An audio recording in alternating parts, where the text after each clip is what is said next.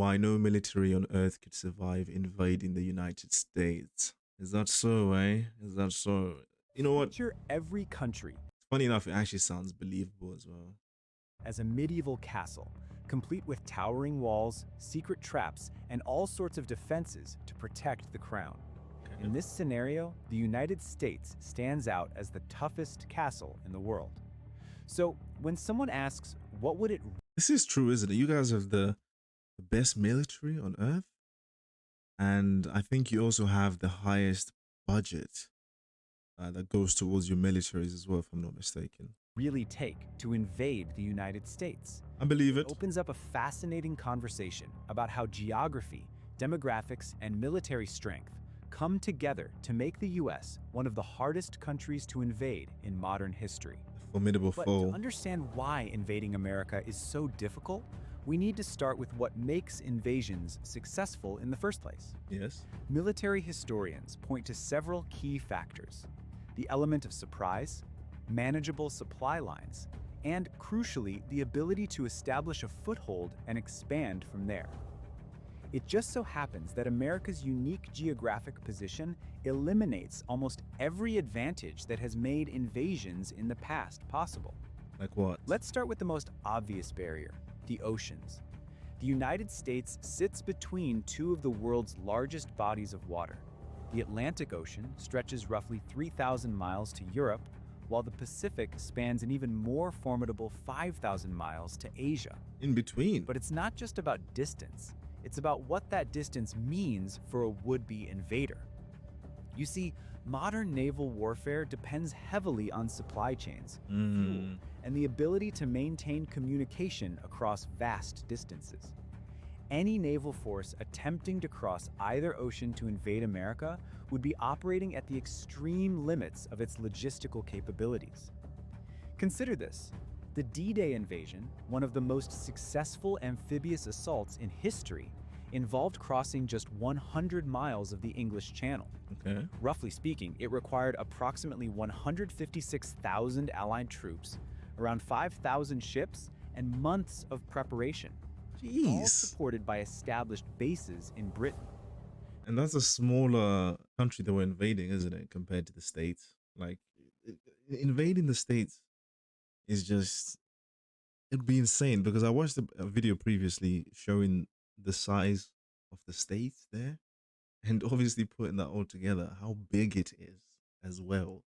You got to put that into consideration because you can't just invade a part and then, you've invaded all of it. You have to essentially take the whole thing, and the whole thing, the country of the States, is huge. It's humongous. It's ridiculous, in all fairness, to be honest. Now imagine scaling that It's operation stupid. across 3,000 to 5,000 miles of open ocean, Right. with no friendly territory to stage from. The logistics behind such an invasion become even more daunting when you consider detection. Modern satellite surveillance, Impossible, man. radar networks, and maritime patrol aircraft It's actually make it impossible. virtually impossible to move large naval forces without anybody noticing. Any invasion fleet would be spotted days, if not weeks, before reaching American shores, Weeks. giving U.S. forces more than enough time to prepare defensive positions. The thing is, though, I mean, this wouldn't apply to every country because I'm not certain every country has the same level of technology like the raiders, that the states would have, or mostly Western countries. I would assume, and some Eastern. Well, there's powerhouses within every sector of the world, right? But there still are some countries who wouldn't have this uh, technology, if you would. So I was gonna try and make the argument that couldn't every country detect when there's enemy forces approaching, but that's obviously not the case. And I suppose, given the fact that the US has the highest military budget, it makes sense that they have this type of technology. So, you guys in the States, you guys are very safe. You're very, very safe. But what about launching an invasion from neighboring countries? After all, the United States shares borders with Canada and Mexico. Right? Surely that creates too small, though. vulnerability, right? I think. Unfortunately for any invader, they're deeply integrated into American military and economic systems. Canada is a NATO member and one of America's closest security Allies. partners. Mexico, while not in NATO, has extensive military cooperation agreements with the US and depends heavily on American trade. For any hostile nation to use these countries as invasion routes, It's they always would Russia. first need to conquer or coerce them. In other words, they would essentially have to launch two separate military campaigns before even reaching American territory. What? This would require force projections of unprecedented scale and would trigger immediate American response. But let's imagine, hypothetically, that all of that What about somehow like would be Brazil? possible. Brazil's huge though.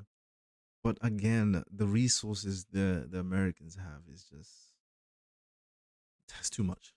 Even then, No other the countries can compete geographic challenges essentially. are staggering. Maybe Russia, China. An invasion from the north would have to cross the Canadian Shield, a massive area of rocky terrain and forests, then navigate the Great Lakes region. The US military could easily cut supply lines by controlling key transportation hubs like Winnipeg or Thunder Bay, effectively isolating any northern advance. From the south, invaders would face a large concentration of American military power. Recent deployments have placed thousands of American troops along the Mexican border. Any large-scale military movement would once again be detected immediately, and the Ew. attacking force would have to advance through some of the most challenging terrain in North America, Yeah. including the Sonoran and Chihuahuan deserts. Do you imagine that? But here, Oh my goodness. There's all this vast land you'd have to cross in order to actually get to the mainland in the first place. And I can only imagine, like they're saying, the reinforcements that are already there waiting for you where there's nothing. It, it'll be hard. It will be hard. It will be hard. I do wonder though, how many countries together it would take to invade the states, because surely there's limits, right? Perhaps if China linked up with Russia and I don't know, Brazil. I'm just going by size of countries here. Would three countries of that size be enough to take on the Americans? I don't know, bro. I still don't know. I still don't know, bro. The USA, baby. I don't know. North America, including the Sonoran and Chihuahuan deserts. But here's where America's defensive advantages become even more pronounced. Really? Let's say the invading force somehow established a foothold on American soil. They would immediately confront what you could call a natural defensive line. The United States is essentially divided by a series of geographic barriers that would force any invading army to fight for every mile of advance. The Rocky Mountain chain runs like a spine through the western part of the country, creating natural choke points that favor America. The Mississippi River system divides the country into distinct regions, each requiring separate river crossings under fire. Hey. Military history shows us how devastating river crossings can be. During the Civil War, battles like Fredericksburg and Antietam demonstrated the enormous casualties that result from forced river crossings against prepared defenses. Really? Now imagine attempting such crossings against modern military technology. You're cooked. Precision artillery. Yeah, look at that. Look at that crap, bro. You're only gonna get so far. That's why even with like what, three countries together, if you have to fight against this, you're screwed, bro. And again, the amount of resources the states already have on home turf and other countries having to come in, let's say on their boats and whatnot, they've essentially still got limited resources in order they need to transport and to fight with. When we look at the states, they've got everything already there, essentially, right? Everything they need. Damn, and then you've got weapons like these as well. Like imagine they've got the high ground, the oppositions come in on the lower ground. Yeah, mate. It does look, for someone who knows next to nothing about the military and all this stuff, the odds are not in anyone's favor of invading the states by the looks of things so far. Such crossings against modern military technology, precision artillery, air support, and guided munitions, all directed by precision artillery, air support, and guided. I was even thinking of this as well. They've even got this as well, you know? Jeez. dropping bombs straight from the sky, bro. modern military technology, precision Crazy. artillery, air support, and guided munitions, all directed by satellite surveillance and real-time intelligence. Real There's time. absolutely no shot of sustaining an invasion in this case. But perhaps America's most unique defensive advantage is its civilian population, Okay. specifically its relationship with firearms. The United States has the highest rate of civilian gun ownership in the world, with 120.5 firearms for every 100 civilians. To put that into perspective, What? 20.5 firearms for every 100 civilians. Jeez. Wow. So that's like almost a fourth has more than one gun out of 100 people. Okay. Fair enough. To put that with You're allowed, why not, right? 120.5 firearms for every 100 civilians. To put that into perspective, Switzerland only has 27.58 firearms for every 100 civilians. Was that the second? This creates a Sorry, what was the second? Falkirk Islands. No, Falkland Islands. Right, okay. 100 civilians. And To put that into perspective, Switzerland only has 27.58 firearms for every 100 civilians. This creates a scenario that military planners would probably call a strategic nightmare. It's one thing to no defeat a hostages, man. conventional army. It's different to occupy a territory where a significant portion of the civilian population is armed and Some more than trained. likely hostile. History provides sobering examples of what this looks like. The Soviets in Afghanistan, the Americans in Iraq, and various other occupations throughout the 20th century demonstrate that even the world's most powerful militaries struggle against determined civilian resistance. About 72% of American gun owners cite protection as their primary reason for ownership, suggesting a population all Nearly three-quarters of the US gun owners cite protection as a major reason they own a gun. Right. Understandable, you know. Never know who wants to rob your house or if your own government's going to turn on you, right? You never know. These are interesting stats, though. And the thing is, even if, I suppose if you're invading the country, you're not looking to spare civilians. If you're looking to have hostages and most of the people have guns, there's no time for empathy essentially because again they're gonna be hostile, the civilians, because you're invading their country. So even if you try play nice, well, there's no play nice if you're trying to invade. But if for some instance you don't want to be there killing people, you just want to um, round them up, if you would, right? You're not really even gonna get that chance. They're just gonna shoot on sight essentially. And I'd imagine some of the governments in the states would instruct their people, we're being invaded, shoot on sight, something along those lines. But it'll be hard, man.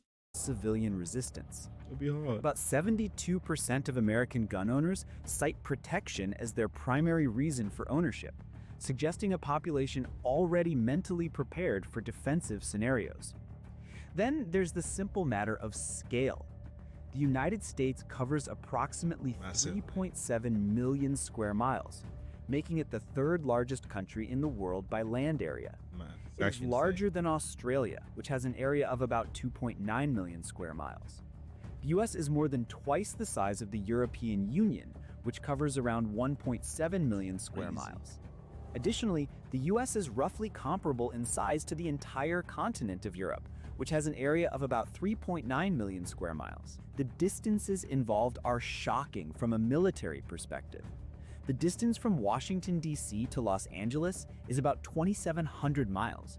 In order to sustain any kind of invasion on America, the occupying force would need to maintain supply lines across these vast distances Yeah, while facing constant harassment. that's impossible. That is impossible. I think that's impossible considering. Like, look at this. What is it? What did they say? 40 hours from what is that one end to another? I don't even know if that's one end to another, but that distance alone, 40 hours. I'm thinking about what 10 hours. You could potentially run out of fuel, or depending on the vehicle, or whatever. The thing is, I'm trying to get at is you're not gonna make 40 hours without needing to refuel, and even then, if you need to, there's only so many times you're gonna fuel before you need to go. What you still need to go back up. So we've gone from side to side. We need to go up.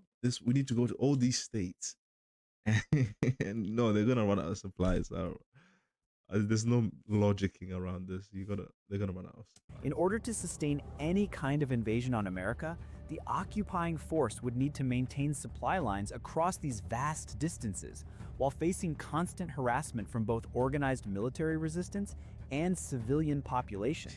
Modern Jesus. military thinking focuses on quick and decisive actions because long campaigns can get really expensive and hard to manage. Given the vast size of the United States, pulling off a rapid takeover is pretty much Possible, man. impossible, and keeping troops in place for a long time would cost a fortune. Consider the economic cost for America during the Iraq and Afghanistan campaigns.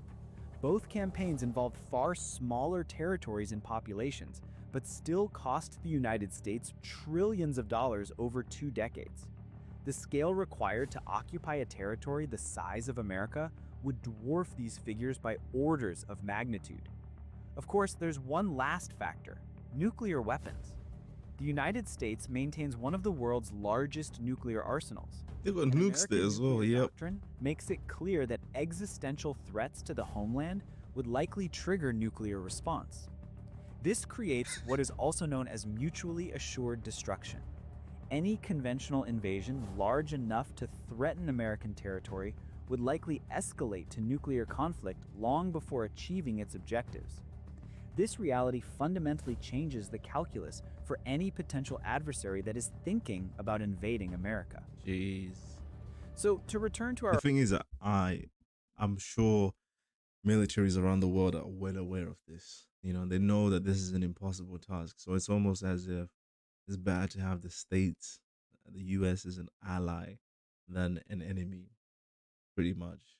I mean, or they can be enemies, but we just keep at a distance from each other. We won't try to invade each other or whatever, because this is ridiculous. original question: what would it really take to invade the United What States? would it take? The answer to that question reveals why no serious military strategist considers a conventional invasion of America a viable option. It Oh, a smart simply just decision. wouldn't be worth it. But what do you think? Where do you think America stacks up in terms of national defense? Let us know your thoughts in the comments below. And be sure to leave a like if you enjoyed this video. Thanks for watching today's episode of the Battlescope. Goodness me. That's insane, guys. Check out this channel. That's really interesting. Law made casual. Very fascinating. And after watching that, it, I mean, it is impossible. I suppose the citizens of the US can sleep peacefully, knowing the only threat perhaps they have in their homeland is their own government. That's the only way any type of fuckery could go down, really, like on a major scale, anyway. So you guys don't have to worry about neighboring countries or any countries for that matter wanting to take you out. But that's crazy. That is crazy. And knowing the size of the US as well. Wow. Fair enough, man. I mean, all I can do is say shout out to you guys. It must be nice living in a country where you can essentially never be invaded, which I wish that for you guys. I wish my fellow humans to be safe. Anyway, my friends, that was very fascinating. If you want more videos, do consider liking and subscribing, and I'll see you in the next one. Take it easy and peace.